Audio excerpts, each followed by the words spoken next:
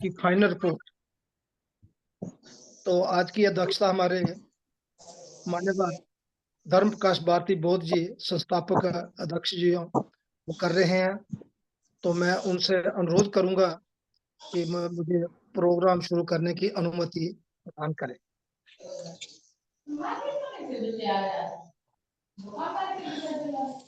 Sir आवाज अपना आ रही है माइक। क्या मेरी? हाँ सर, आ रही है।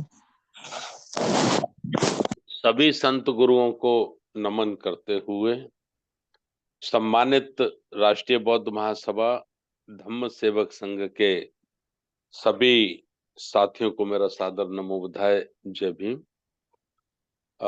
मैं आदरणीय संचालक जी से, अपने इंजीनियर रमेश वनगोत्रा साहब से यही निवेदन करना चाहता हूं कि ज्यादा से ज्यादा जिम्मेदार साथियों से संक्षिप्त में संत गुरुओं को नमन करते हुए ही अपनी बात वो कह दें, किसी बड़ी भूमिका में न जाएं। और अब तक कुल उनकी कितनी क्या तैयारी हो गई है, किस जिले से किस राज्य से कितने कितने साथी आ रहे हैं, तो उनका एक फाइनल आइडिया आज सभी साथी दे दें। और मैं अपने संचालक इंजीनियर रमेश चंद्र बनगोत्रा साहब से निवेदन करना चाहूंगा कि वो पेन और नोटिंग बुक भी रख लें। मेरे पास नहीं है, मैं घर पे हूँ। तो जो जो रिपोर्ट साथी बताएं उसको वो नोट भी करते जाएं, जिससे फिर उसी प्रकार से, उसी संख्या को ध्यान में रखते हुए तो फिर उनकी तैयारी की जाए। तो आगे की कार्रवाई माननीय हमारे इंजीनियर रमेश वनगोत्रा साहब संचालित करें। बहुत बहुत धन्यवाद। शुक्रिया, धन्यवाद सर, आपने मुझे आज्ञा प्रदान कर दी है। तो बहुत धन्यवाद साथी। आज जो हम फाइनल रिपोर्ट पेश करेंगे, तो जितने भी साथी हमारे देश या प्रदेश से बोलेंगे, वो सिर्फ अपनी 2-2 मिनट में अपनी बात रखेंगे, क्योंकि 10 बजे को हमने मीटिंग को समाप्त करना है। तो जो आज का दिन है, मैं सर्वप्रथम तथागत गौतम बुद्ध के चरणों को नमन करते हुए इस प्रोग्राम को आगे शुरुआत करता हूँ। मान्यवर आज के जो मुख्य वक्तागण है, मान्यवर शेष राव गांगले जी महाराष्ट्र से हैं। मान्यवर राजा राम आनंद जी उत्तर प्रदेश से हैं। मान्यवर तुलसीदास लंगेह जी जम्मू कश्मीर से हैं।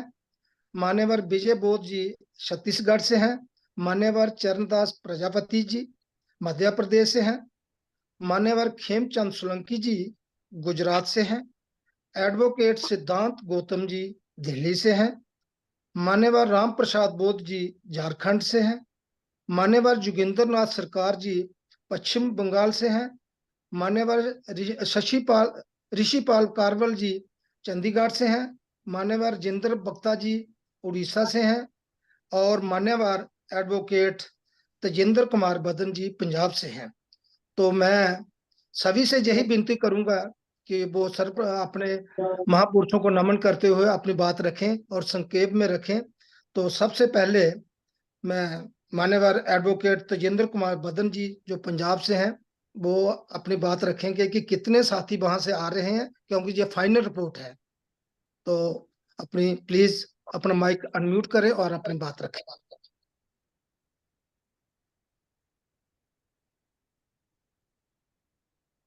मुझे लग नहीं रही, स्क्रीन पे जुड़े हुए दिखाई नहीं पड़ रहे। तो मैं समय ना बर्बाद करते हुए मैं हमारे साथी ऋषिपाल कारवाल जी चंडीगढ़ से हैं, तो वो अपनी बात रखें। ऋषिपाल जी। सर माफी चाहूंगा, मेरा नाम शीशपाल कारवाल है सर, ऋषिपाल नहीं। Sheeshpal, sorry sorry sorry. जी जी ओके। जी। सब हमारे बहुजन समाज में जन्मे सभी संतों महापुरुषों के चरणों में नमन करते हुए, और आज की मीटिंग की अध्यक्षता कर रहे हमारे धर्म प्रकाश मान्यवर भारती सर, और संचालन कर रहे इंजीनियर रमेश मल्होत्रा जी को मेरा जय भीम नमो बुद्धाय। और मैं पंजाब चंडीगढ़ की रिपोर्ट रखने के लिए अपनी बात कहना चाहूंगा। तो मेरा टारगेट पूरे पंजाब से नहीं था, लेकिन मोहाली डिस्ट्रिक्ट को कवर करते हुए और चंडीगढ़ को कवर करते हुए मेरा टारगेट 10 पर्सन को लेकर आने का था। तो इसमें से हमने 4 टिकट कंफर्म हो चुकी है हमारी, और 3 टिकट वेटिंग में है। वो शायद हमें तत्काल में करानी पड़ेगी। इस प्रकार 7 टिकट हमारे लगभग कंफर्म है, और 3-4 पर्सन है हमारे, वो अभी उनका अभी असमंजस की स्थिति में है, वो डिसाइड नहीं कर पा रहे कि वो जाएंगे या नहीं जाएंगे। लेकिन फिर भी हमारी कल फाइनल मीटिंग होनी है, उसमें होगा कि हम 10 बंदों को लेकर के आने की कोशिश करेंगे। और ये एक्चुअली जो मीटिंग में आने वाले हमारे और राष्ट्रीय बौद्ध महासभा के जो सदस्य हैं, वो इतने साउंड नहीं है कि वो अपने पास से खर्चा कर सकें। तो ये सब हमें ही करना पड़ेगा। मैं हूँ यहाँ पर, और चंडीगढ़ से ऋषिपाल जी हैं। दो हम एक्टिव कार्यकर्ता यहाँ पर चंडीगढ़ पंजाब वाली में हैं। तो हम लोगों को अपने पास शेयर करके ये खर्चा बियर करना पड़ेगा। तो कर 7 7 टिकट हमारे लगभग कंफर्म है, और तीन तीन के लिए हमें कल फाइनल कर पाएंगे। तो 7 तो हमारे कंफर्म है सर। जी सर, इसी के साथ मैं अपनी वाणी को विराम देना चाहूंगा। यही मेरी रिपोर्ट है यहाँ की। धन्यवाद सर, आपने मुझे अपनी बात रखने का मौका दिया। सभी को जय संविधान, जय भीम, नमो बुद्धाय। साधु साधु। बहुत बहुत धन्यवाद शीशपाल जी, आपने अपनी रिपोर्ट रखी कि 10 बंदे वहां से आएंगे, लेकिन 4 की टिकट कंफर्म है और 3 वेटिंग में है। तो हम यही उम्मीद करेंगे कि आपके 10 बंदे वहां से आ जाएं, और आप खर्चा भी कर रहे हैं। तो बहुत बहुत धन्यवाद आपका। आगे हमारे वेस्ट बंगाल से जोगिंदर नाथ सरकार जी अगर जुड़े हैं तो वो अपनी बात रखें।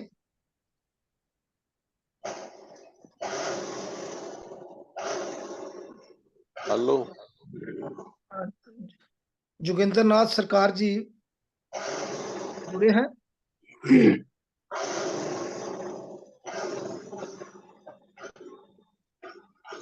लगता है कि वो भी नहीं जुड़े हुए हैं किसी कारणवश। अगर वो जुड़ जाते हैं तो उनसे फिर बात करवाएंगे। हमारे बीच में राम प्रसाद झारखंड से हैं, वो अपनी बात रखेंगे। राम प्रसाद बोल जी, अपना माइक अनम्यूट करें। हमारी आवाज आ रही है सर?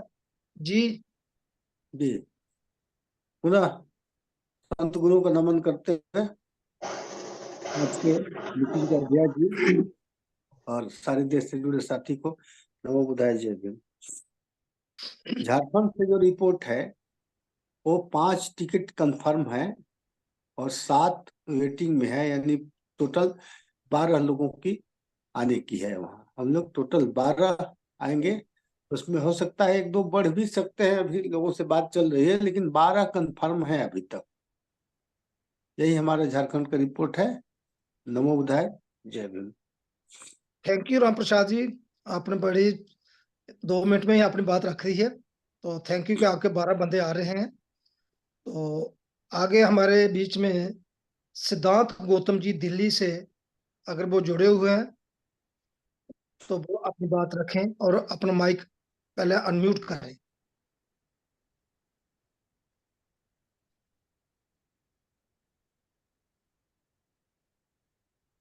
सिद्धांत गौतम जी दिल्ली से, एडवोकेट सिद्धांत गौतम जी।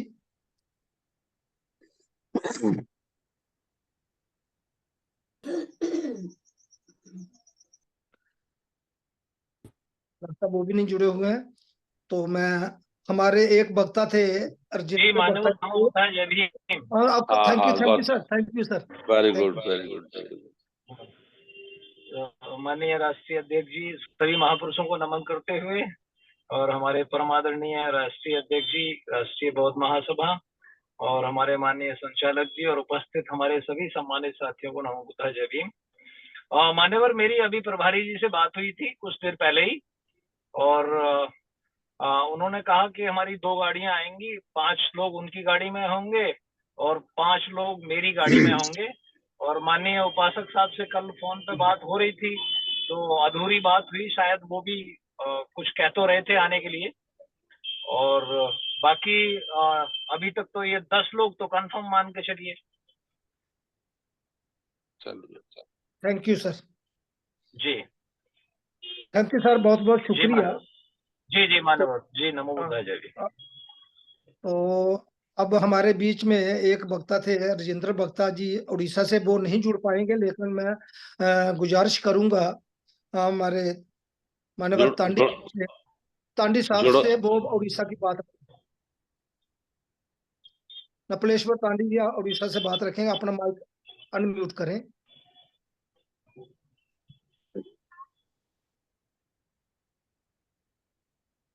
हेलो, जी आवाज आ रही है सर? जी अच्छा, सभी को मेरा जय भीम नमो बुद्धाय। आज बहुजन समाज में जन्मे सभी संतों गुरुओं को कोटि कोटि नमन। आज का अध्यक्ष हमारे मान्यवर तथा प्रिय धर्म प्रकाश भारतीय बौद्ध जी, आज का संचालन करते हुए मान्यवर आरसी बनगोत्रा जी, और भारत से तमाम मेरे साथी जुड़े हुए सभी को मेरा जय भीम नमो बुद्धाय। जहां तक 2 दिवसीय अधिवेशन आगरा का तैयारी का बात है, उड़ीसा से सर हम लोग 15 टिकट कंफर्म किए हैं, कंफर्म नहीं हुआ है, 15 टिकट कर चुके हैं।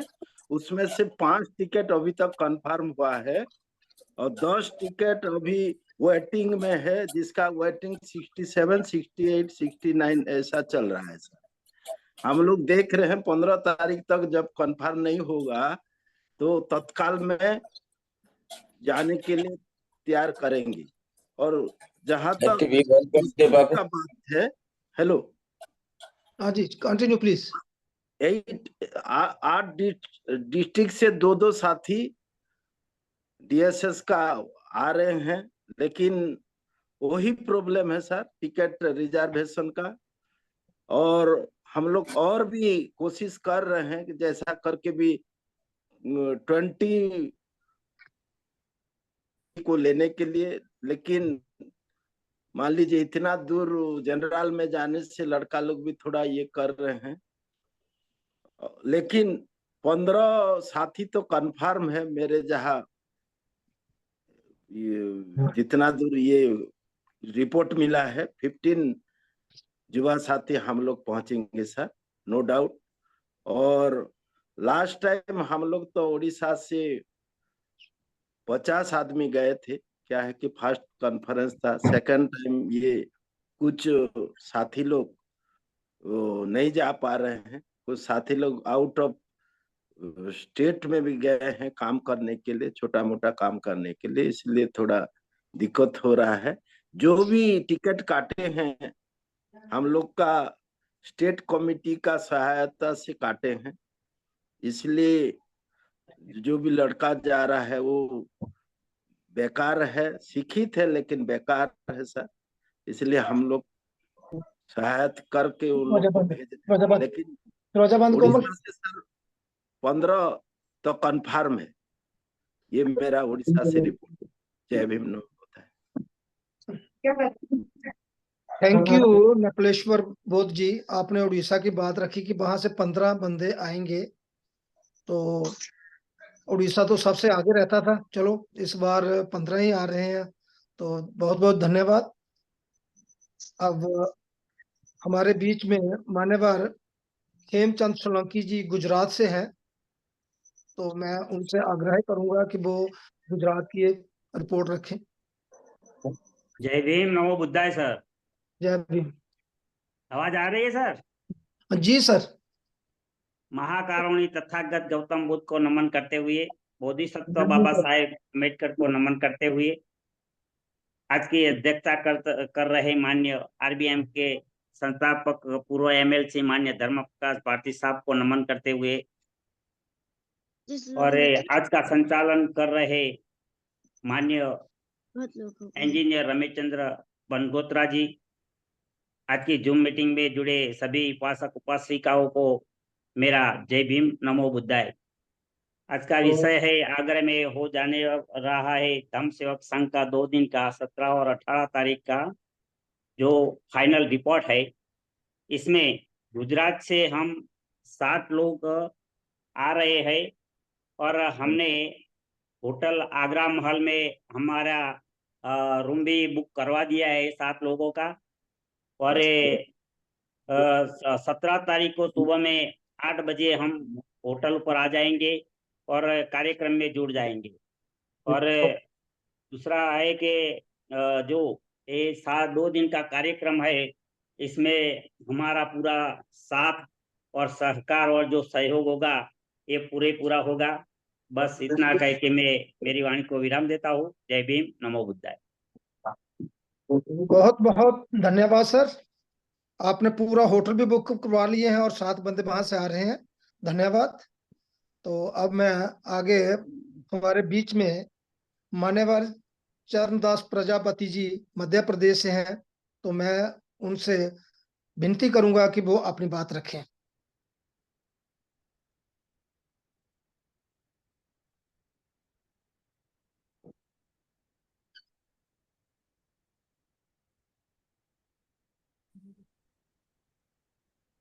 सीडी जी प्रजापति जी जुड़े हुए हैं?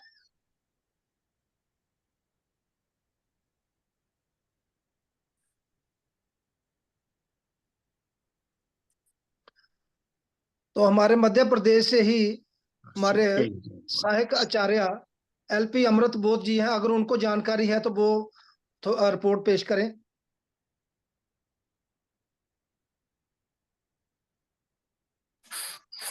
सबको नमो बुद्धाय, जय भीम।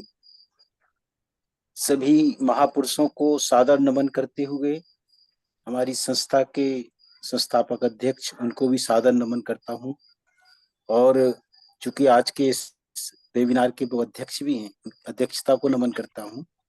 हमारे संचालन कर रहे परम आदरणीय इंजीनियर रमेश चंद्र बनगोत्रा साहब को नमन करता हूं। सर जी, मध्य प्रदेश से हमारे इस जबलपुर संभाग से और रीवा संभाग से, शहडोल संभाग से अभी तक जो जानकारी है वो हम सब कुछ मिलाकर के लगभग 20 लोग आ रहे हैं। और जो सीनियर लोग हैं वो अलग हैं और ये धम्म सेवक संघ के अलग लोग हैं। तो ऐसे कुल मिलाकर के जो मेरे पास जो जानकारी है वह जानकारी यही है। और हमारे जो परम आदरणीय अध्यक्ष महोदय हैं, आदरणीय जीपी गोलिया साहब, तो वो उनके पास जो जानकारी होगी तो वो अलग से अपनी तरफ से वो भी बता देंगे। मेरे पास जो उपलब्ध जानकारी वो इसी प्रकार है कि हमारे इस जोन से लगभग 20 लोग में शामिल हो रहे हैं। बहुत बहुत साधुवाद सर, नमो बुद्धाय, जय। थैंक यू सर, जो आपने जो बात रखी है, जितनी आपके पास जानकारी थी वो आपने बात रख दी है। तो चलो हमें ये पता चल गया है कि आपके संभाग के जो 3-4 हैं वहां से 20 आदमी आ रहे हैं। अगर और भी ज्यादा होंगे तो उसके बारे में हमें इंफॉर्मेशन ले लेंगे। तो बहुत बहुत धन्यवाद सर। सर जी, तो हमारे साथी बहुत ही वरिष्ठ साथी हैं विजय बोध जी छत्तीसगढ़ से, अगर वो जुड़े हैं तो अपना माइक अनम्यूट करें और छत्तीसगढ़ की बात रखें।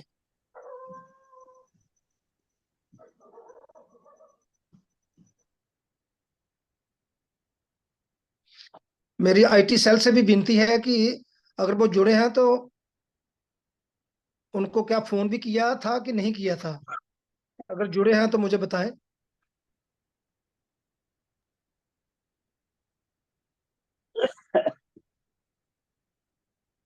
स्क्रीन पे दिखाई नहीं पड़ रहे। Thank you sir. तो अगले हमारे वक्तागण हैं मान्यवर तुलसीदास लंगेह जी जम्मू कश्मीर से, अगर वो जुड़े हैं तो वो जम्मू कश्मीर की बात रखें। लंगेह साहब,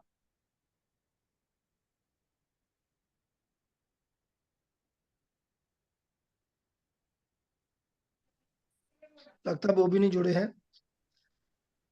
तो अब मैं चरगोत्रा साहब जुड़े हुए हैं तो जम्मू कश्मीर से। मैं रिक्वेस्ट करूंगा मान्यवर रतनलाल चरगोत्रा जी से कि वो अपना माइक अनम्यूट करें और हमें जानकारी दें जम्मू कश्मीर से कितने साथी आ रहे हैं। प्लीज अपना माइक अनम्यूट करें।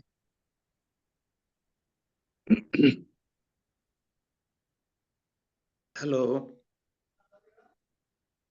हेलो, आवाज आ रही है? जी सर।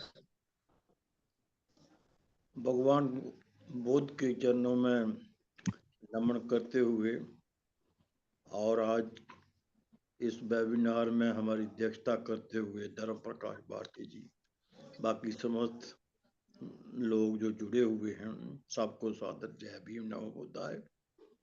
सर, बात यह है कि मैं कुछ दिनों से मेरी सेहत जो है वो खराब चल रही है और मैं तुलसीदास लंगेश साहब के भी नहीं संपर्क में आ सका, तो इसलिए मुझे माफ़ करना कि मेरे पास मैं खुद भी आना मेरा मुमकिन नहीं है और मेरी सेहत अभी इजाज़त नहीं दे रही है, तो इसलिए मैं सबसे माफ़ी चाहता हूँ कि मेरे पास अभी लंगेश साहब से जुड़े बात नहीं हुई है, तो ना मुझे इसकी जानकारी है क्योंकि मैं घर से बाहर निकला ही नहीं हूँ। हाँ, कोई बात नहीं, कोई बात नहीं। Thank you sir, thank you sir. कोई बात सर, जम्मू कश्मीर के मैं बात रख देता हूँ, मैं खुद भी क्योंकि जम्मू कश्मीर से ही हूँ। तो जम्मू कश्मीर से हमारे 6 बंदे आएंगे, उसमें मैं भी इंक्लूड हूँ। तो 6 बंदे मतलब मैक्सिमम, इससे ज्यादा तो हो सकते हैं, लेकिन 6 मिनिमम आएंगे ही आएंगे। तो यही जम्मू कश्मीर की रिपोर्ट है। थैंक यू, जय भीम नमो बुद्धाय। तो आगे हमारे बीच में बहुत ही काबिल और वरिष्ठ जो हमारे साथी हैं, मान्यवर राजा राम आनंद जी, उत्तर प्रदेश से, बहुत बड़ी स्टेट है, तो वो बताएंगे कि उत्तर प्रदेश से कितने बंदे आ रहे हैं। प्लीज राजा राम आनंद जी। बहुत बहुत साधुवाद माननीय संचालक जी। आज इस ऑनलाइन मीट में सबसे पहले मैं अपने सभी संतों को, गुरुओं को नमन करता हूं।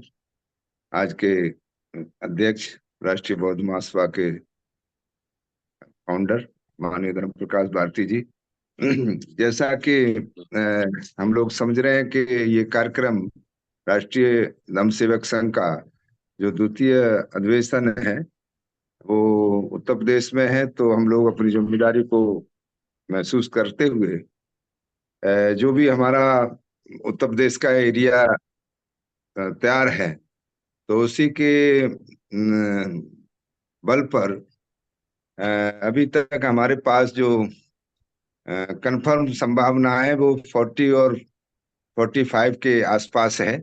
लोग तो काफी आ सकते हैं, लेकिन ये जानते हुए कि वहाँ जो रजिस्ट्रेशन का जो पैसा है, तो जो लोग आ रहे हैं उन्हें ये बता दिया गया है कि वो पैसा भी हमको जमा करना है, पर हेड 1000।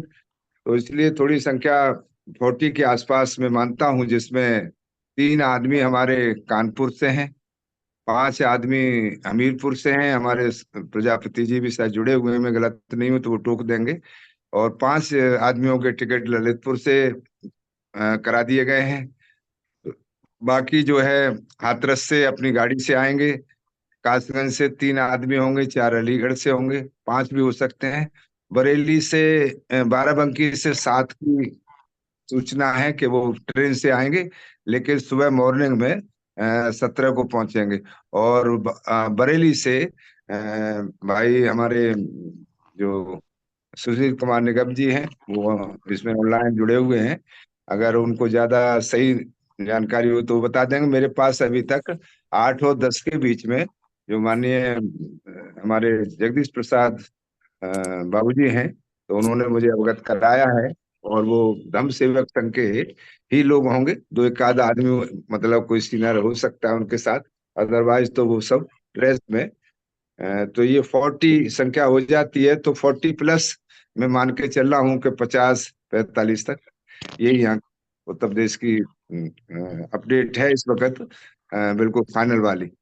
इससे पहले तो हम बहुत कोशिश करते रहे कि ज्यादा से ज्यादा लोग रहेंगे, लेकिन वो चूंकि उनको मालूम है कि ये जो लोग आएंगे तो जो डीएसएस के युवा हैं, तो उनका वर्डन जो है अधिकांश अपने आरबीएम के साथी उठाएंगे, ऐसा उनको बता दिया गया है। ये मैं सूचना आपको अवगत करा रहा हूँ। धन्यवाद। जय भीम, नमो बुद्ध। बहुत बहुत धन्यवाद सर। आपने बहुत ही अच्छी बात उत्तर प्रदेश से पेश की है कि वहां से 40 कम से कम और मैक्सिमम 50 आएंगे। तो बहुत बहुत धन्यवाद सर। और अब आगे हमारे महाराष्ट्र से मान्यवर शेषराव गांगड़े जी जुड़े हैं, तो वो अपना माइक अनम्यूट करें और महाराष्ट्र की बात रखें।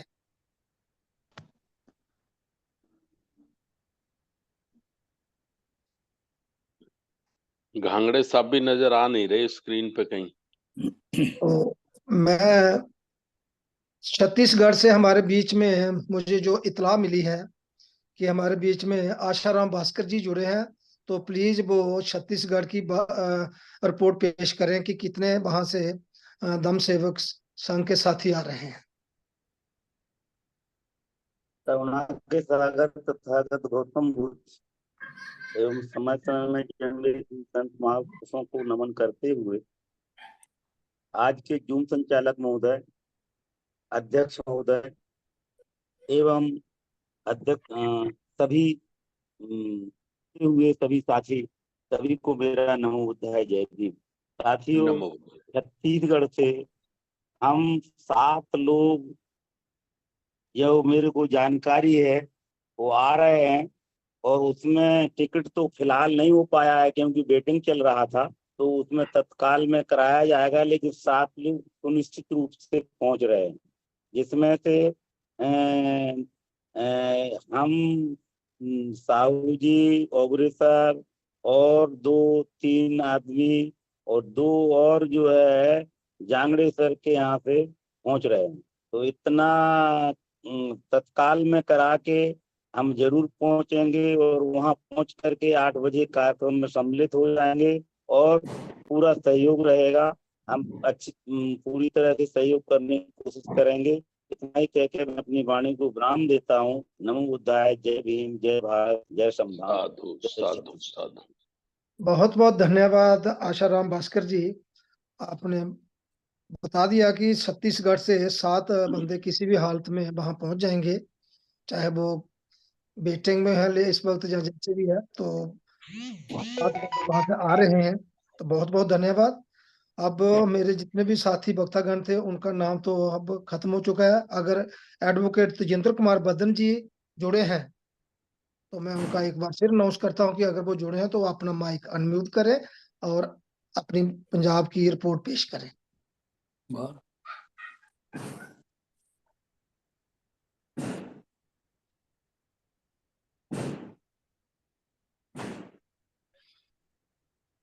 नहीं जुड़े हैं?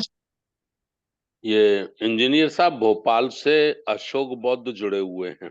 Thank you sir. प्रदेश महासचिव में भोपाल से हैं। तो भोपाल से अशोक बौद्ध जी जुड़े हुए हैं जो वहाँ के प्रदेश सचिव भी हैं। तो मैं उनसे अनुरोध करूंगा कि वो अपनी वहां से कितने वहां से दम सेवक संघ के साथी आ रहे हैं वो बात रखें। अपना माइक अनम्यूट करें। महोदय सर, नमोदय सर। धन्यवाद संचालक महोदय और माननीय संस्था के संस्थापक माननीय अध्यक्ष महोदय को भी नमन, और उन्होंने मुझे मौका दिया है। हमारे दल से जैसे कि अभी अमृतलाल साहब ने बताया है कि एलपी अमृत साहब ने कि 20 उस तरफ से आ ही रहे हैं, और भोपाल से राजगढ़ है, उसके बाद इंदौर से हैं, तो 4, और उधर से भोपाल से 4, राजगढ़ से 4, इंदौर से भी सूचना मिली थी हमें कि 2-3 लोग होंगे। कंफर्म नहीं हुआ है फिर भी 10 ये लोग जुड़ जाएंगे, और कुछ सीनियर साथी भी आएंगे इनके साथ में। तो 10 के साथ हम राजगढ़ से एक सीनियर साथी रहेंगे। भोपाल से सूचना नहीं मिली कि कौन सीनियर साथी जाएगा वहां से, लेकिन फिर भी 4 युवा जाने का बात बनी है, और क्योंकि भोपाल से ट्रेनें लगातार चलती हैं, मिलती हैं और भोपाल से बनती भी हैं, तो वो रिजर्वेशन नहीं कराया, डायरेक्ट ही वहां से बैठते हैं क्योंकि भोपाल से ही ट्रेन बनती है। तो ऐसे लगभग ये 10 ये हो गए, 20 वहां से बता रहे हैं, 30 हो गए, और जो सीनियर साथी अगर इसमें जुड़ते हैं तो लगभग 40 लोगों का आंकड़ा पहुंचेगा। ये मेरी थैंक यू अशोक जी। जी साहब। इंजीनियर आपने- साहब, आप यूपी जी। से अपने यूपी के उपाध्यक्ष हैं आदरणीय दशरथ मौर्य साहब, वो भी जुड़े हुए हैं। Thank you sir. तो जैसा कि मुझे आदेश हुआ है कि यूपी से दशरथ मौर्य जी प्रदेश उपाध्यक्ष हैं, तो मैं उनसे आग्रह करूंगा कि वो अपना माइक अनम्यूट करें और वो भी अपनी बात रखें। धन्यवाद संचालक जी।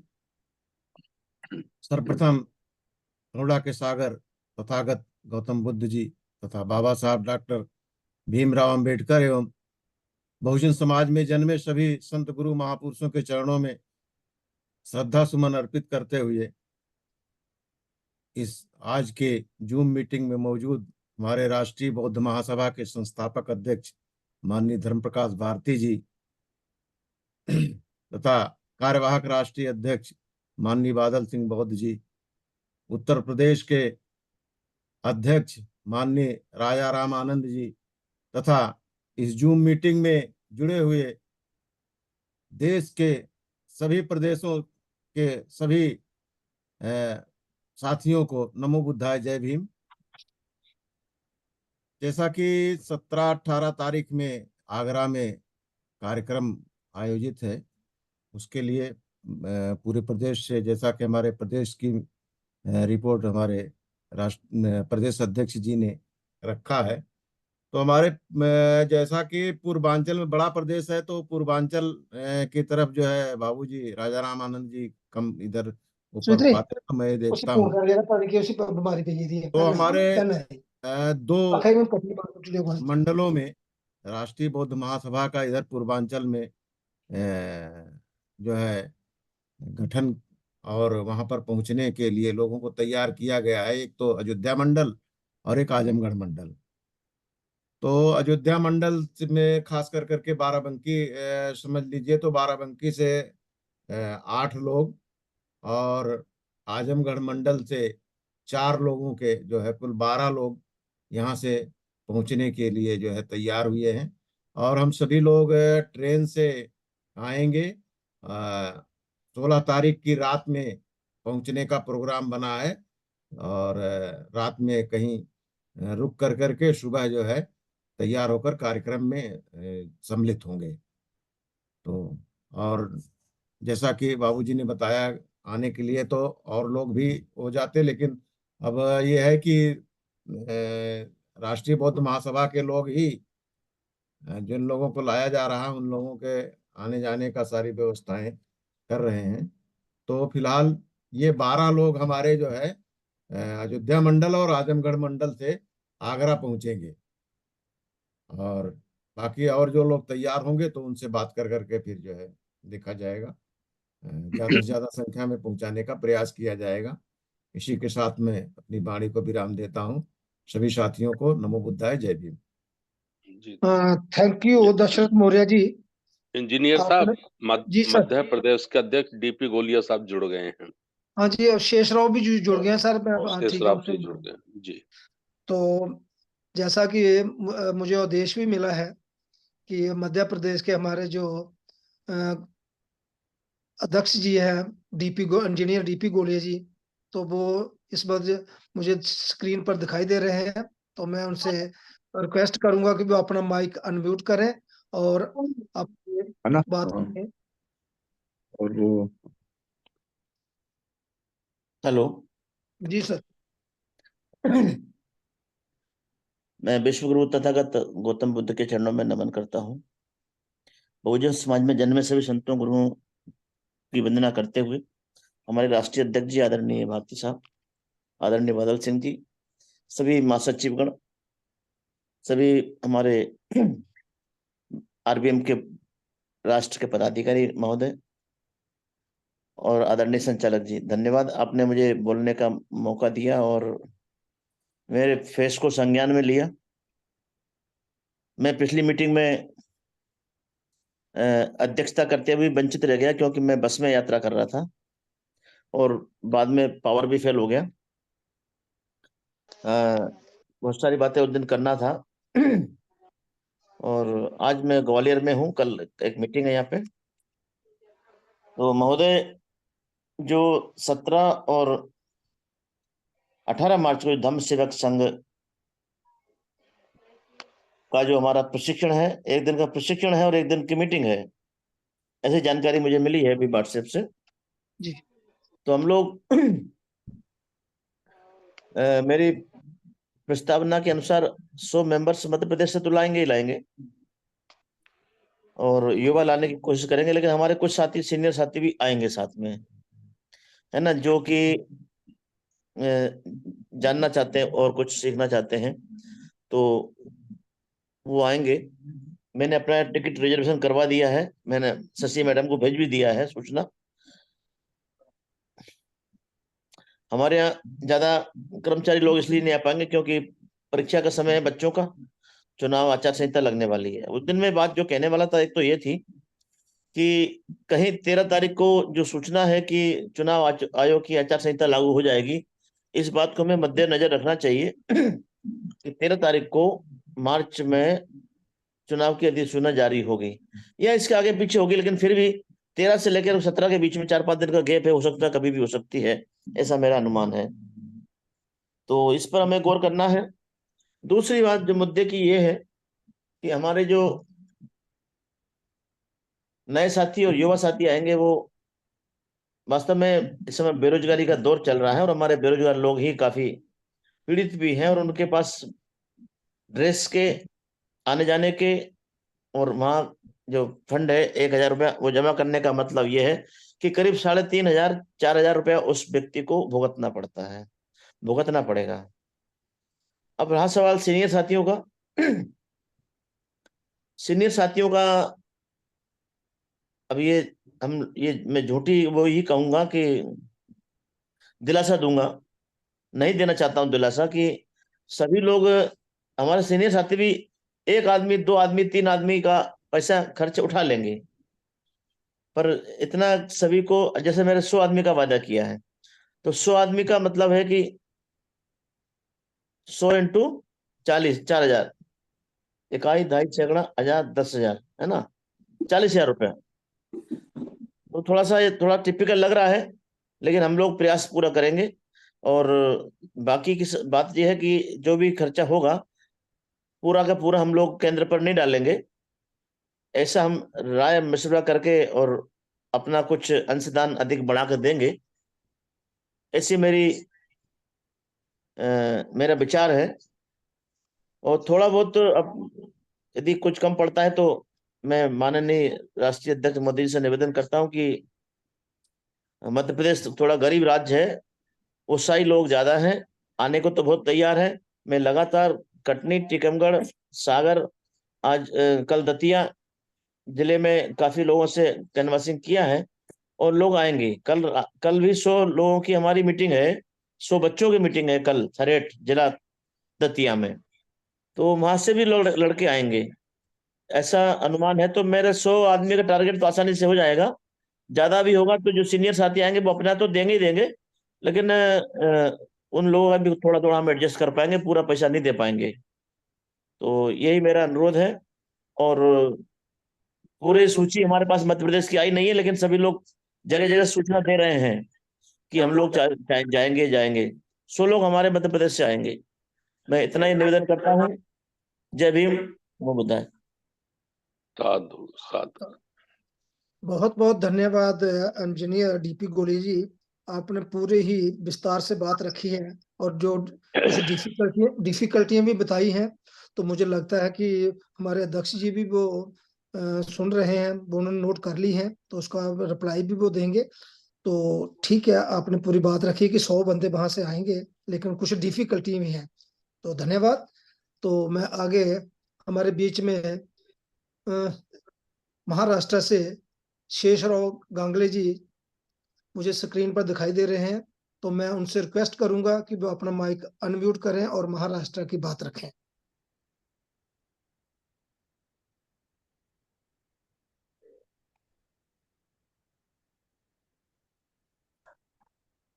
सर्वप्रथम सभी महापुरुषों को नमन करते हुए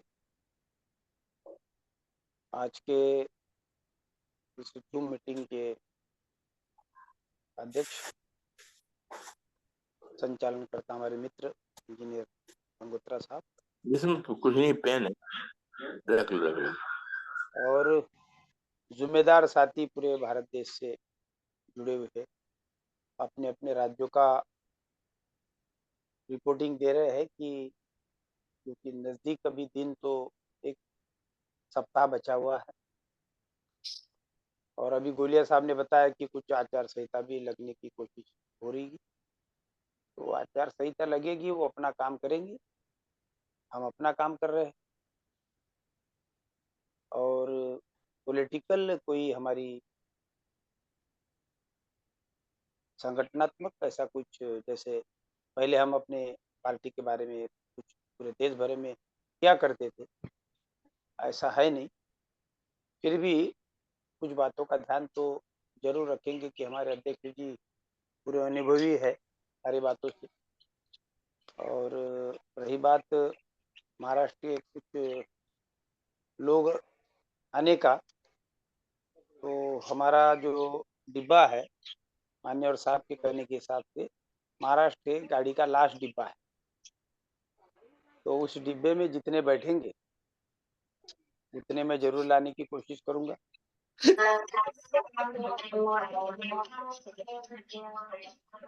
और आएंगे भी तो युवा साथी आएंगे, और कुछ हमारे पुराने साथी, इसलिए कि उनके जो एक पार्ट हमारा है माइंड वाला, उस पार्ट को भी रिवॉल्विंग करना पड़ता है, तो वहाँ इसलिए वो भी आएंगे, क्योंकि जैसे जैसे उम्र ढलती है वैसे वैसे आदमी भूलने की कोशिश ज़्यादा करता है, याद रखने की कम, तो वो लोग भी आएंगे ऐसा मेरा अनुमान है, क्योंकि टिकट निकाले ऐसे तो बोल रहे।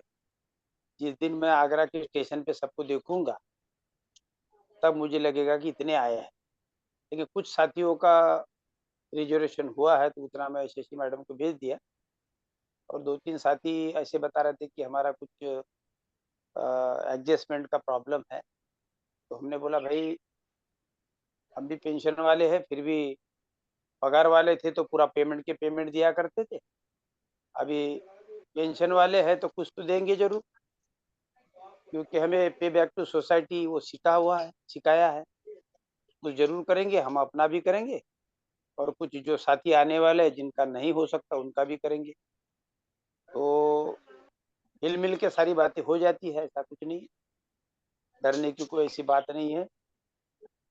सारा खेला हमारे अध्यक्ष जी को मालूम है और वो कर लेंगे, ऐसा कुछ नहीं, लेकिन फिर भी हमारी भी कुछ जिम्मेदारियां बनती है, वो हिसाब से हमें भी तत्पर रहना चाहिए। जब भी उन्होंने आवाज दे कि भाई आप लोग जो है इतना कर दो, तो हमने हाँ बोलना चाहिए, नहीं बोलना चाहिए, ऐसा मुझे लगता है।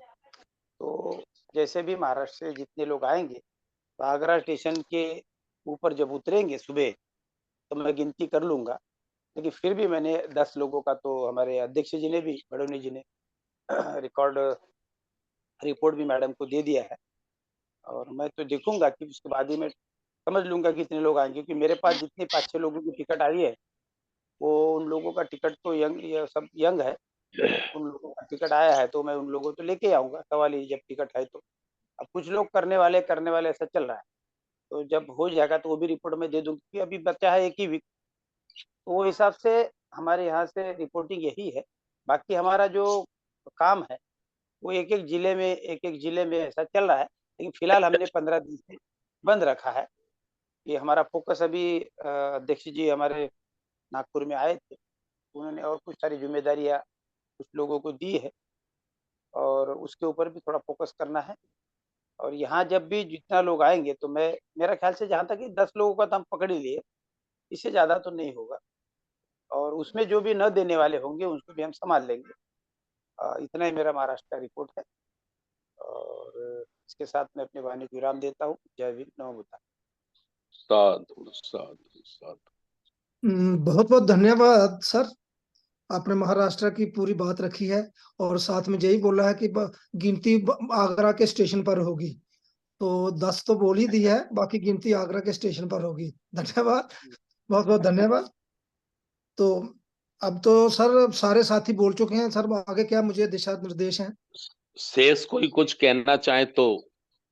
अगर कोई साथी अपनी बात रखना चाहता है तो वो अपना हाथ रेज करे और अपनी बात रख सकता है, और अपना माइक अनम्यूट करे तो वो अपनी बात रख सकता है।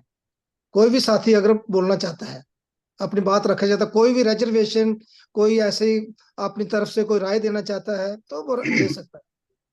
हेलो सर जी। सर मैं बोलना चाह रहा हूँ सर, दिनेश गहरवाल, हाँ जी एमपी, सर। हाँ, हाँ जी। किस मध्य प्रदेश से एमपी में? हूँ सर, सीहोर डिस्ट्रिक्ट से। अच्छा, श्योर से हैं, ठीक है, बोलिए गहरवाल। सर जय भीम सर। जय जी। जय भीम। सर अभी हम लोग आना चाह रहे हैं, मतलब 5 लड़के हैं, हम लोग तैयार हो रहे हैं। मैं नेपाल गया था सर अधिवेशन में, तो मैं कई दिनों से सर जुड़ नहीं पाया था मीटिंग में, बट अभी मैं आज जुड़ा हूँ मीटिंग में, तो मैं आना चाहता हूँ मेरे 5 लोगों को लेकर के सर। जी ठीक है, वेलकम, स्वागत वेलकम। आपका, आइए। टिकटें जी सर। करवा हाँ बस देना ये, जी सर। उनकी।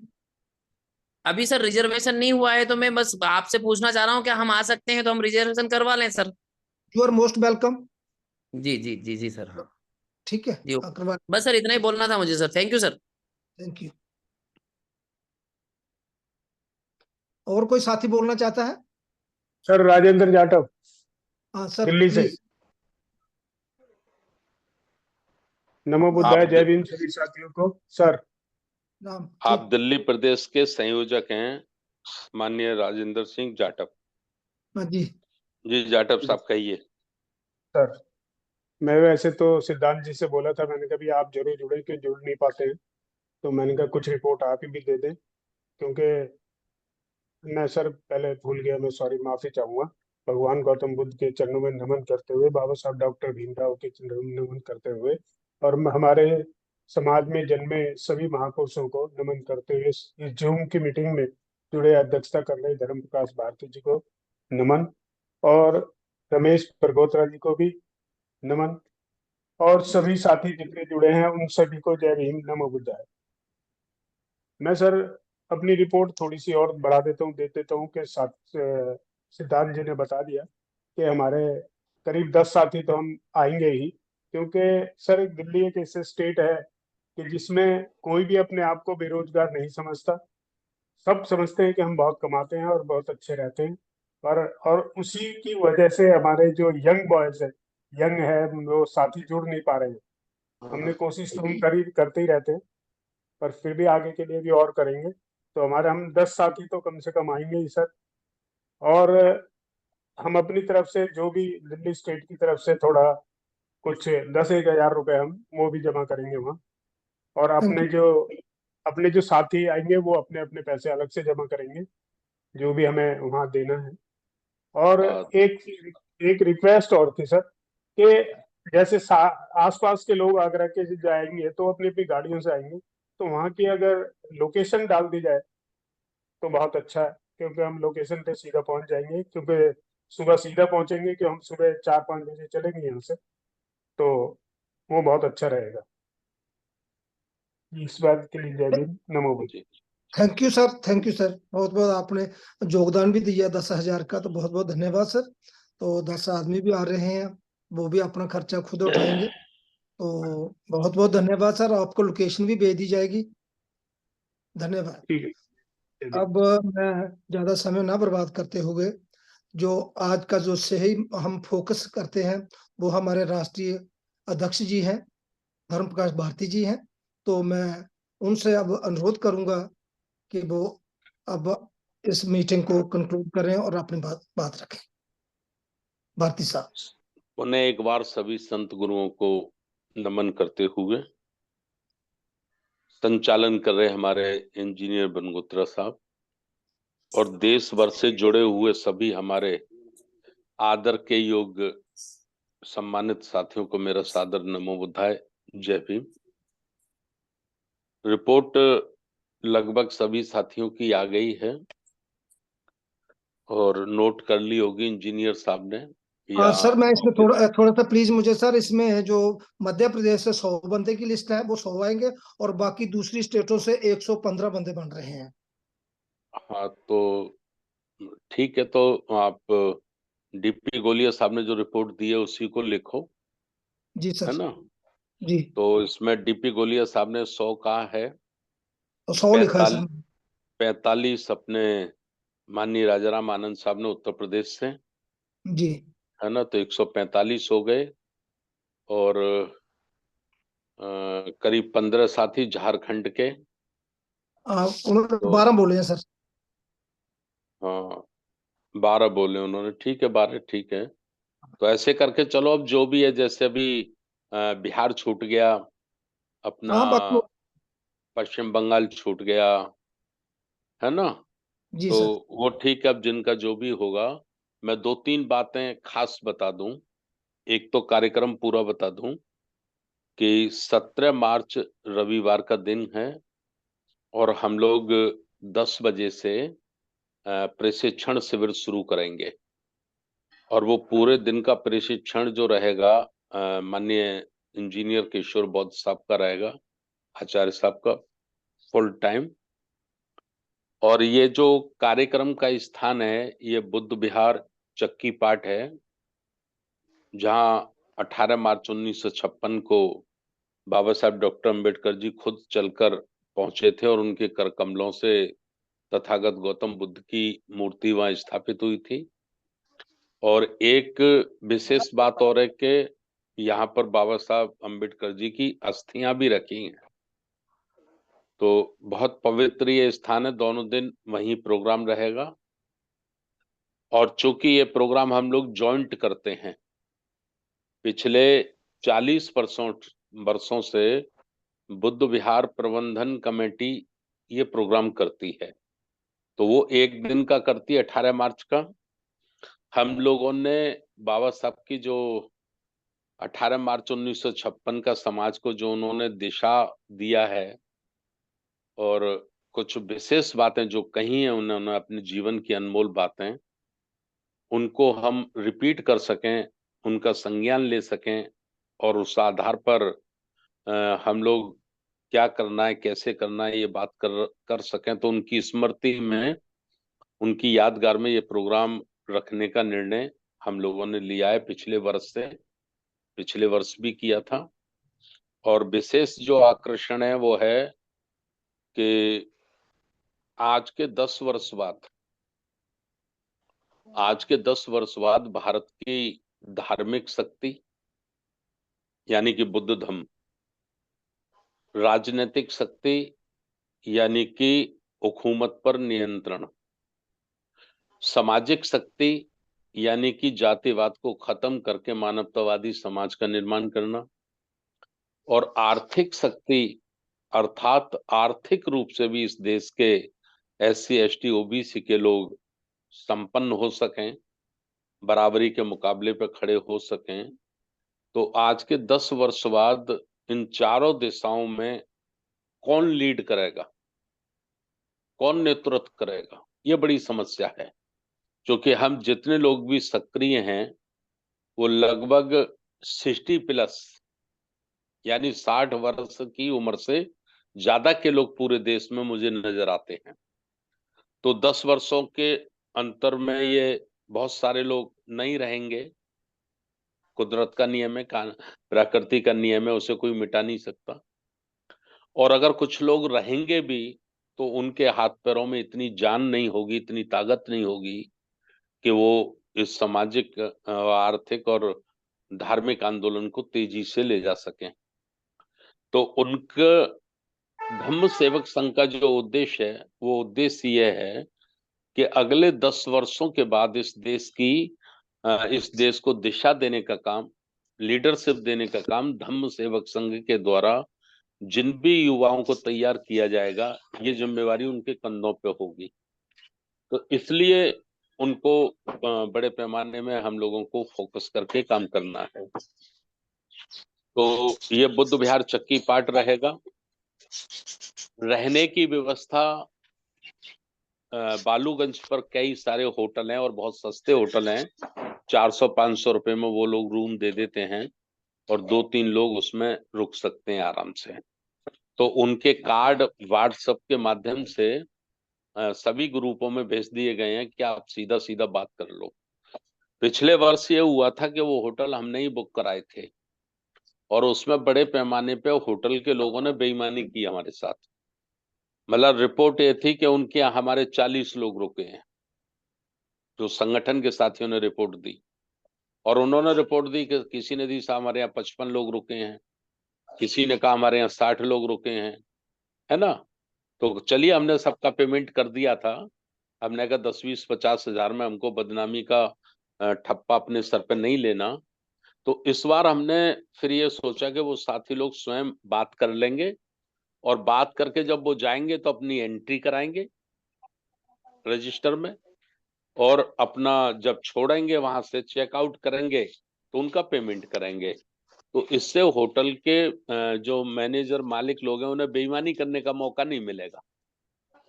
जैसे हमसे किसी का तय हुआ कि साहब 15 रूम लगेंगे, हमने 15 रूम बुक किए, और जब हम उनका हिसाब करने गए तो बोले साहब हमारे तो 22 रूम लगे हैं। तो हमने कहा भाई 15 बुक थे तो 7 कैसे लग गए? तो बोले साहब वो फला आदमी ने फोन कर दिया था, उन्होंने फोन कर दिया था, इनने फोन कर दिया था। तो ये ऐसा लगा कि विवादित हो रहा है मामला। तो हमने खैर चलो पेमेंट सबका कर दिया। तो इस बार ये सोच के कि जब साथी लोग सीधे आएंगे सीधे रुकेंगे, कोई विवाद ही नहीं रहेगा।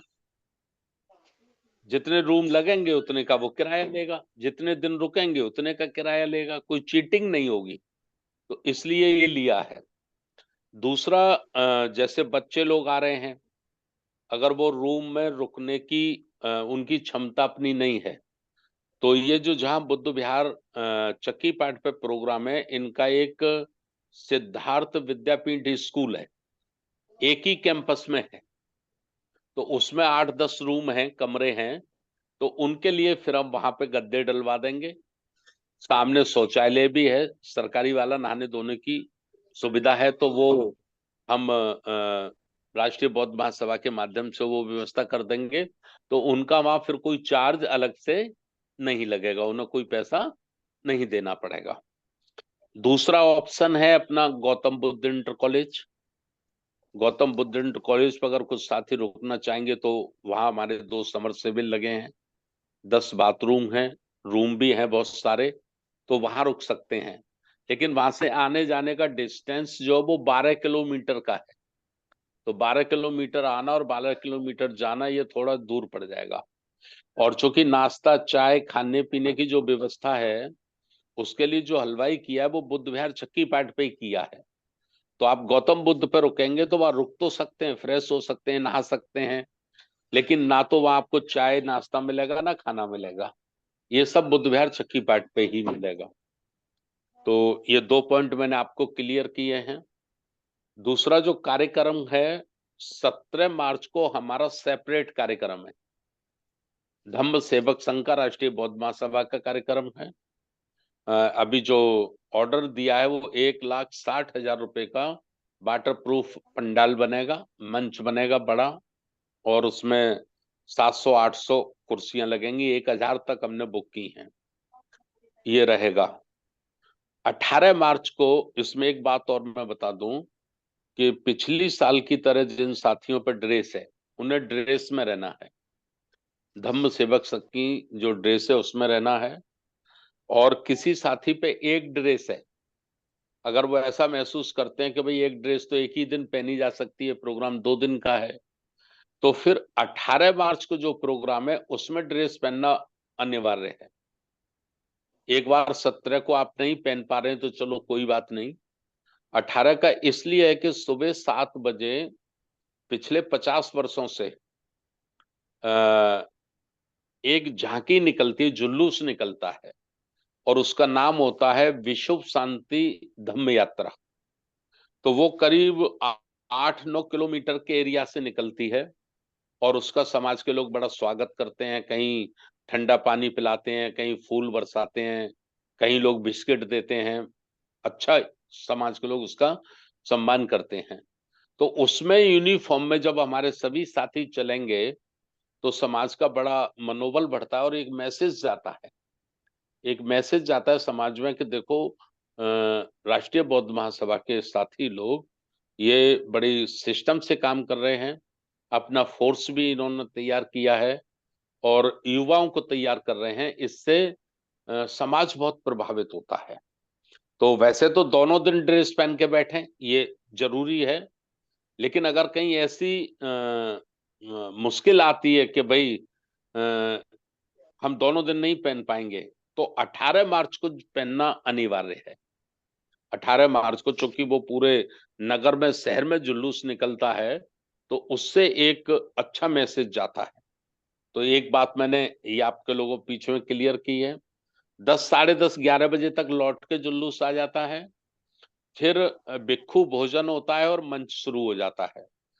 तो 2 बजे तक वो प्रोग्राम जो रहेगा, फिर वो रहेगा बुद्ध विहार प्रबंधक समिति का। पिछली बार भी ऐसे ही रहा था।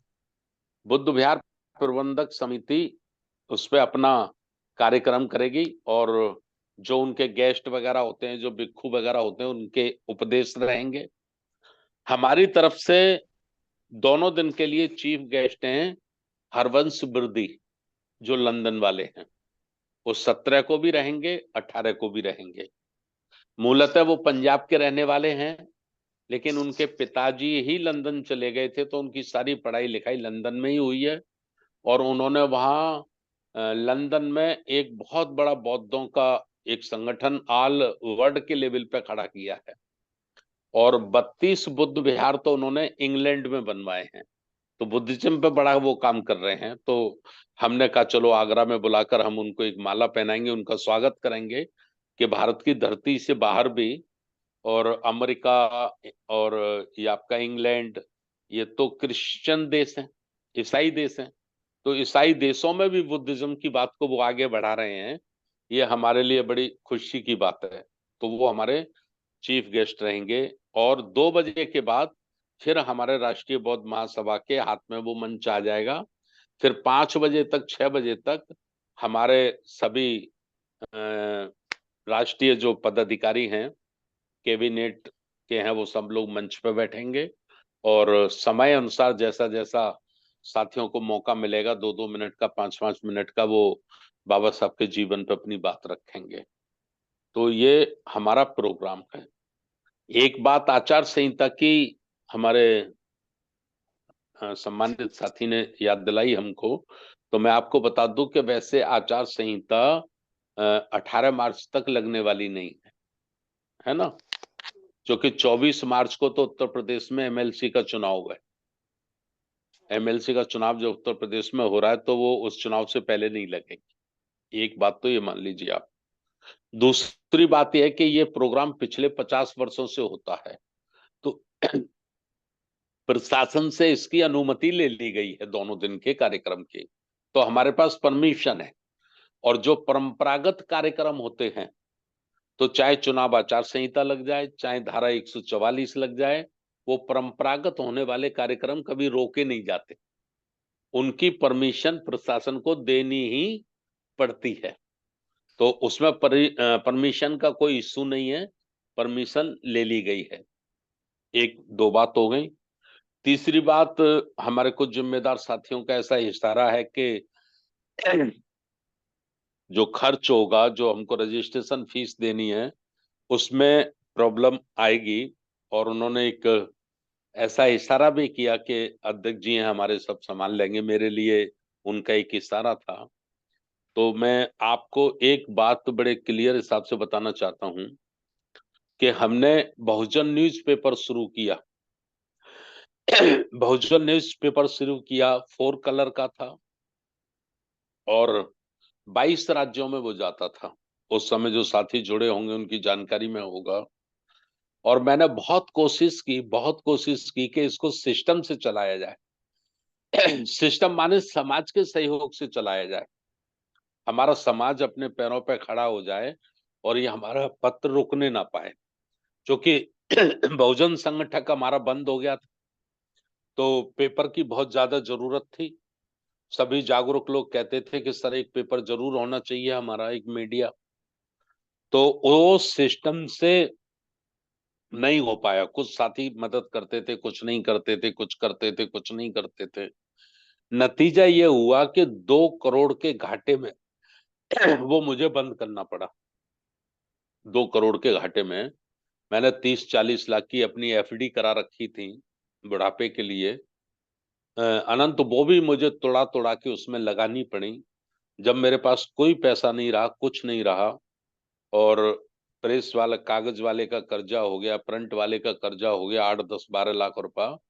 तो फिर मैंने मजबूरी में उसको बंद किया।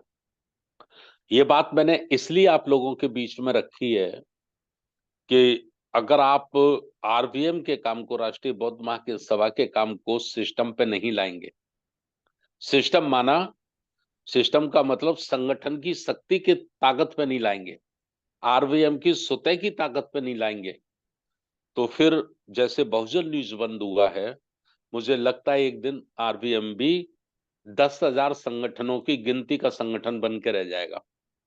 फिर 14 अप्रैल पे एक स्टॉल लगा लेना, एक स्टॉल बुद्ध पूर्णिमा पे लगा लेना, 6 दिसंबर पे आंसू बहा लेना, बस खत्म, डेट सॉल्व, जैसे दूसरे संगठन आज तक कर रहे हैं। तो इसलिए मेरा यह निवेदन है कि कभी भी एक व्यक्ति लंबे समय तक नहीं खींच सकता, एक दिन उसको थकना ही पड़ेगा, वो थक ही जाएगा। और थोड़ा थोड़ा वजन अगर सारे साथी शेयर कर लेंगे, हम 100 साथी हैं, सीनियर साथी पूरे देश भर में, अगर 100 साथी थोड़ा 1,000, 2,000 रुपया ज्यादा शेयर अपने ऊपर ले लेंगे, तो मैं समझता हूं फिर कोई दुनिया की ताकत हमारे मूवमेंट को रोक नहीं पाएगी। बड़ा मैं स्पष्ट आपको बता रहा हूं, बड़ा कड़वा सा बता रहा हूं। और चूंकि 2024 का जो अधिवेशन है हमारा नागपुर का, वो मेरी अध्यक्षता में होगा, ठीक है, वो मेरे अधिवेशन की आखिरी अध्यक्षता होगी। उसके बाद के जो अधिवेशन होंगे 2025 से, वो हमारे किसी नए राष्ट्रीय अध्यक्ष की अध्यक्षता में होंगे। मैं ये आपको बड़ा स्पष्ट बता दे रहा हूं, क्योंकि हमने नियम बनाया है कि एक व्यक्ति अध्यक्ष पद पे नहीं रहेगा परमानेंट। जब नहीं रहेगा तो उस नियम का पालन भी हमको ही करना पड़ेगा, हमको ही करना पड़ेगा। उसका नियम और सिद्धांत केवल भाषण तक सीमित नहीं रहना चाहिए, वो प्रमाणित होना चाहिए, वो प्रमाणित होना चाहिए। अभी हम सोचे भाई हम संस्थापक हैं, हम तो अपनी मन मर्जी से बने रहे, आने वालों पे ये नियम लागू होगा तो ये बेईमानी हो जाएगी, इसको हम ईमानदारी नहीं कह पाएंगे, इसको नैतिक नहीं कह पाएंगे। तो मैं माननीय बादल सिंह बौद्ध जी को मैंने ये कई बार बता दी है, ये बात उनको कह भी दिया है कि भाई अभी से साथियों पे नजर रखो, कोई एक ऐसा साथी तलाश हो जो संगठन को जोड़े रखे। देखिए, काम करना एक बात है और साथियों को, लोगों को जोड़े रखना दूसरी बात है। कोई एक व्यक्ति बहुत मेहनत करता है, बहुत ईमानदार है, बहुत मेहनत करता है, बहुत खर्च करता है, लेकिन छोटी छोटी बातों पर साथियों को नाराज कर देता है, छोटी छोटी बातों पर साथियों को घर बिठा देता है। समझ रहे ना मेरी बात? मेहनत करने में कोई कमी नहीं, ईमानदारी में कोई कमी नहीं, लेकिन सबको जोड़े रखने की उसकी क्षमता नहीं, तो संगठन टूट जाएगा, बिखर जाएगा। क्योंकि यहां किसी को तनख्वाह नहीं मिलती है, यहां तो श्रद्धा, सम्मान और आस्था के लिए लोग काम करते हैं। तो अच्छे व्यक्ति को भी और बुरे व्यक्ति को भी, देखिए व्यक्ति हर किस्म के आपके साथ रहेंगे, ये जरूरी नहीं है कि अच्छे अच्छे लोग ही आपके साथ रहेंगे, बुरे लोग भी आपके साथ होंगे। तो सबको एक एक माला में पिरोए रखना, ये बड़ी बात है। तो मैं आप सबसे आज इसके माध्यम से भी मैं निवेदन कर रहा हूं कि आप लोग भी अपना माइंड मेकअप करिए और जो इस कारवा को आगे ले जा सकते हैं वो स्वेच्छा से अपना नाम रखो कि सर अगर ये जिम्मेवारी हमको मिलेगी तो हम भी इसको बड़ी ईमानदारी के साथ, सब साथियों को सम्मान देते हुए, सबको जोड़े रखते हुए हम इसको आगे ले जाएंगे। ये बातें मैं सब इसलिए कह रहा हूं कि अभी चलो आप मेरे ऊपर आप बोझ डालते रहोगे, मैं सहता रहूंगा, करता रहूंगा, लेकिन निश्चित रूप से कल मैं अध्यक्ष नहीं रहूंगा ना, और कल मेरे बाद जो अध्यक्ष बनेगा उसमें ये क्षमता नहीं हुई तो फिर काम रुक जाएगा। क्योंकि काम सिस्टम पे तो आया नहीं, तो सिस्टम पे काम आना चाहिए। इसी के लिए हमने, देखिए, सबसे बड़ी वादा है धन का होना। तो धन के लिए हमने 3 फार्मूले निकाले। पहला फार्मूला निकाला, सेंटर ऑफिस को चलाना है। ऑफिस चलेगा तो रोज एक्टिविटीज होगी, रोज गतिविधि होगी, रोज कुछ ना कुछ होगा। तो सेंटर ऑफिस को चलाने के लिए कम से कम 100 साथी 1000 रुपए महीने कार्यालय को दें, और वो हमारे राष्ट्रीय कार्यकारिणी के मेंबर होंगे, वही ट्रस्टी मेंबर होंगे। ठीक है, ये हमने एक रास्ता निकाला। दूसरा रास्ता निकाला मेंबरशिप। हम वर्ष में 2 महीने सदस्यता अभियान चलाएं, मेंबरशिप चलाएं। एक जिले में 1,000, 2,000, 3,000, 5,000 हम लोग मेंबर बनाएं, और मेंबरशिप साल भर की 100 रुपए। उसका जो पैसा आएगा, उस पैसे का 70% भाग उस राज्य में लगेगा जिस राज्य से वो पैसा आया होगा। तो वह राज्य की यूनिटें एक्टिव हो जाएंगी, राज्य में काम तेजी से बढ़ने लगेगा। 30% सेंटर में आएगा, जिससे सेंटर के खर्चों में उसको मदद मिलेगी। 2 रास्ते निकाले। तीसरा रास्ता निकाला, कार्यालय office maintenance coupon. Office maintenance coupon अर्थात जो समाज का संपन्न वर्ग है, बड़ी बड़ी नौकरियों पे है, उद्योगपति है, तो आप उनके साथ संबंध स्थापित करो, और किसी से 1,000, किसी से 2,000, किसी से 5,000, किसी से 500, उनको कूपन दो कि साहब हमको सेंटर ऑफिस को चलाना है। तो इससे 10, 20, 50 लाख का फंड इकट्ठा रखो। फंड इकट्ठा रखो तो कब कौन सी बुक छपानी है, कौन सा हमको लिटरेचर छपाना है, और ये कार्यक्रम जो हो रहे हैं इनमें कहाँ कम पड़ रहा है। भाई 2 लाख कम पड़ रहा है, चलो लगा दिया उस फंड से, नेक्स्ट फिर उसकी पूर्ति करेंगे। तो ये सिस्टम का भाग बन जाएगा, ये सिस्टम हो जाएगा। और जब ये सिस्टम हो जाएगा तो आप किसी भी व्यक्ति को भी अध्यक्ष बनाएंगे, वो इस सिस्टम की मदद से सक्सेस अध्यक्ष बनेगा, कामयाब अध्यक्ष बनेगा। वरना तो उसमें खुद की टिकट का पैसा नहीं होगा, खुद वो अपना टिकट नहीं बनवा पाएगा, खुद का अपना खर्चा नहीं उठा पाएगा, तो फिर वो कैसे जाएगा उड़ीसा, कैसे जाएगा पश्चिम बंगाल, कैसे जाएगा केरला, कैसे जाएगा आंध्रा, कैसे जाएगा कर्नाटक, है ना। और वो सीधा सीधा बोलेगा नहीं कि मेरे पे पैसा नहीं है, बस बहाने मारेगा, मेरा स्वास्थ्य ठीक नहीं है, मेरी नानी के चाचा के मामा का मामा मर गया है, मेरा ये मर गया है, उसका फ्रैक्चर हो गया है, उसका एक्सीडेंट हो गया है, समझ रहे कि नहीं। तो मूवमेंट सफर कर जाएगा। और जब हमारे पास फंडिंग होगी, इसलिए हमने संविधान में नियम रखा है, 1 लाख रुपए, 1 लाख रुपए प्रत्येक महीने राष्ट्रीय अध्यक्ष को संगठन के काम में खर्च करने का अधिकार होगा। उसमें हमने रखा है 80% ट्रेवल पे खर्च होगा, वो पैसा 80% ट्रेवल पे, 20% पॉकेट खर्च। तो जब जिसके पास समय है, तमन्ना है, और उसको लगेगा कि भाई मेरे टिकट ऑफिस से बनेगा, मेरा पॉकेट खर्च ऑफिस से मिलेगा, तो वो तो पागल हो जाएगा, रातों दिन दौड़ेगा, पूरी ऊर्जा के साथ, पूरी शक्ति के साथ काम करेगा ना। अब जैसे देखो, आप पिछले 2 वर्षों से आप अध्ययन करो, जितना मैं भाग रहा हूं पूरे देश में, अगर इतना हमारे 10 साथी भाग लेते,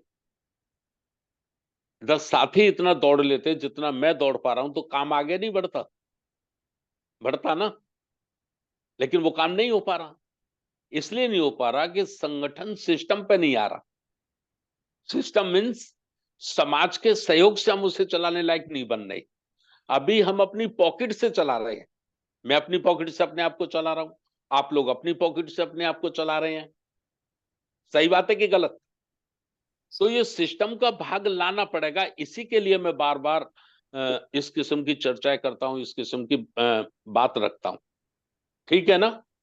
तो चलिए, अब इसमें 17-18 मार्च का प्रोग्राम है, यथासंभव आप जितना कर सकते हैं करो, जो कम पड़ेगा तो कोई बात नहीं, हम बैठे हैं करेंगे, लेकिन ये लंबे समय तक नहीं चल सकता। जैसे मैंने बहुजन न्यूज का उदाहरण दिया, जितना मैं उसको खींच सकता था खींचा मैंने, अपनी एफडी तक तोड़ा तोड़ा के खर्च कर दी, लेकिन एक दिन में थक गया ना, एक दिन में थक गया, एक दिन वो अखबार बंद हो गया,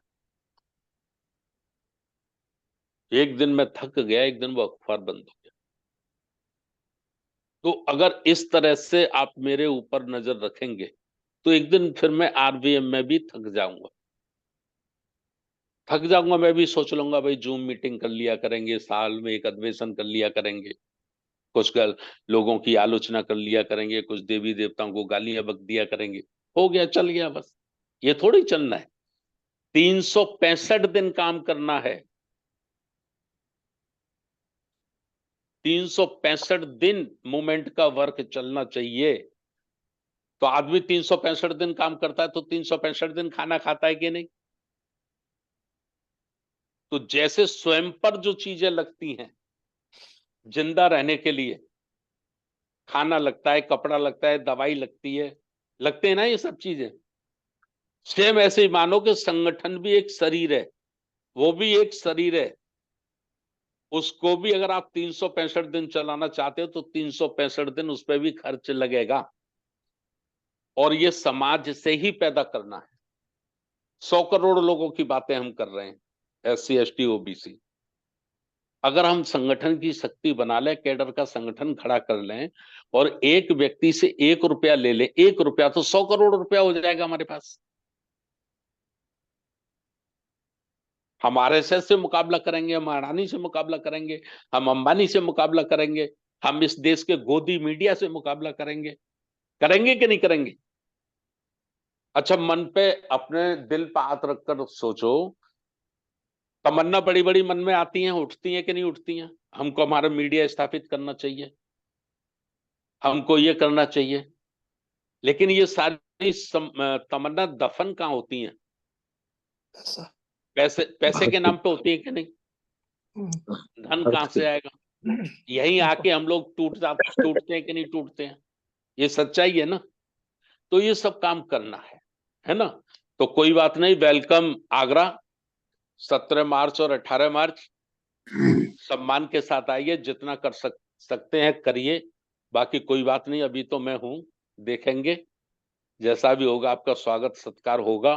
और बाबा साहब डॉक्टर अंबेडकर जी ने 18 मार्च 1956 को इसी पावन भूमि पे कहा था, अपने समाज के लिए कहा था कि अपनी इनकम का 5% हिस्सा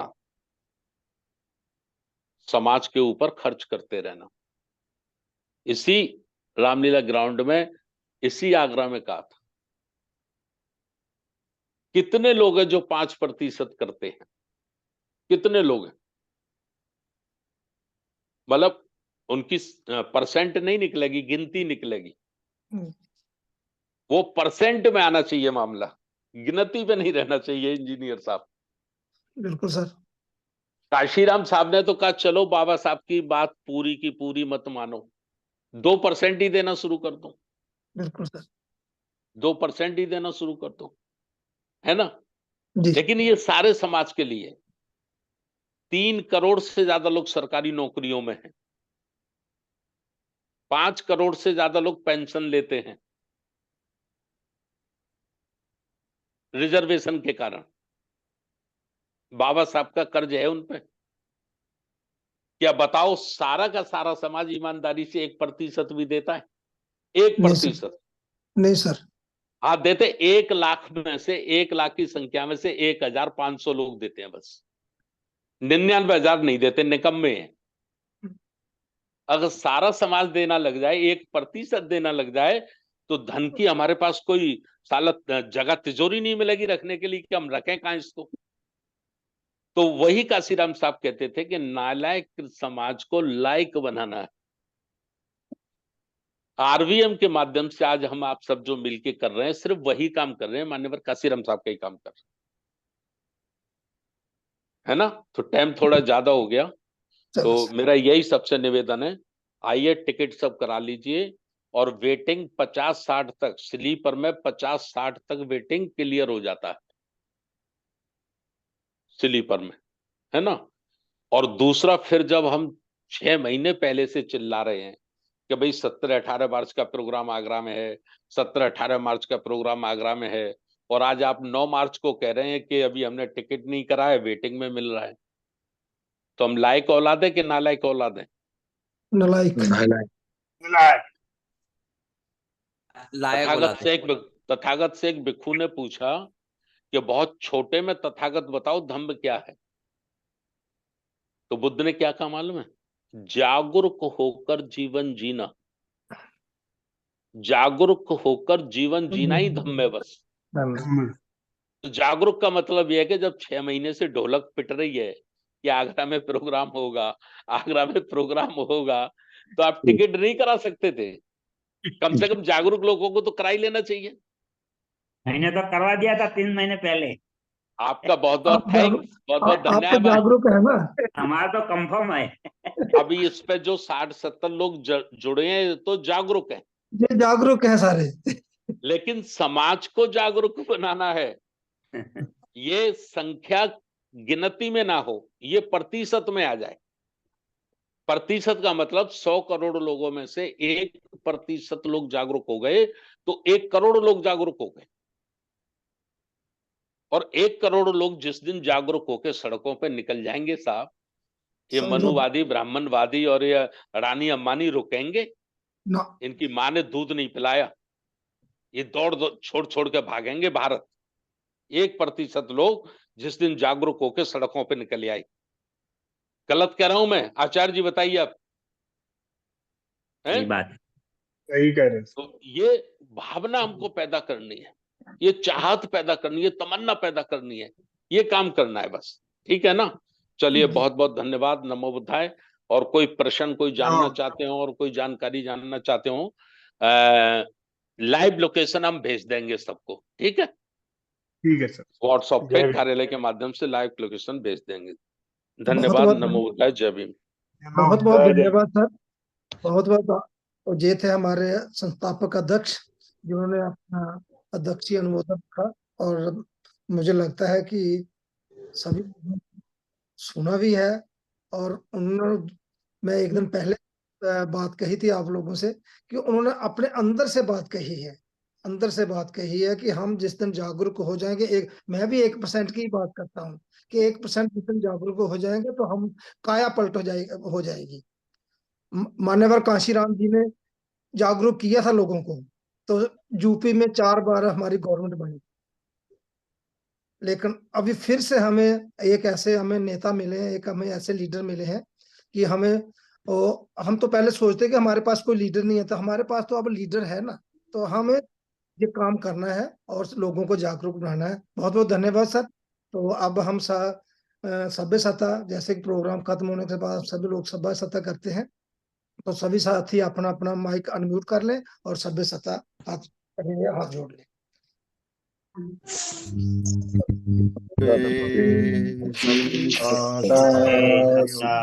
सुखी होन्तु शब्बे होन्तु मिनो बे बदानि पश्यन्तु मा कंचित् दुःखमागमः शब्बे सत्ता सुखी होन्तु शब्बे होन्तु सुखी मिनो शब्बे भद्राणि पश्यन्तु मा कंचित् दुःखमागमः शब्बे सत्ता सुखी होन्तु शब्बे होन्तु सुखी मिनो शब्बे भद्राणि पश्यन्तु मा कंचित् दुःखमागमः साधु साधु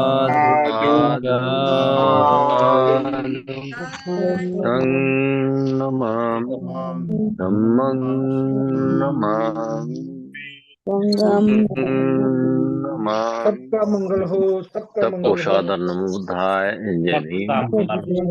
नमो बुद्धाय, जय भीम। नमो बुद्धाय, जय भीम। नमो बुद्धाय, जय भीम। जय भीम।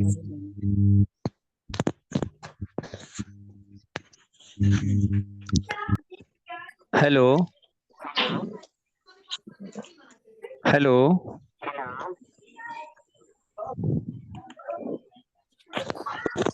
हाँ भैया, कौन ऑपरेट कर रहे हैं? बंद करो। चलो, मुझे लग रहा है अपने अपने आप से सब लोग कर लो बंद।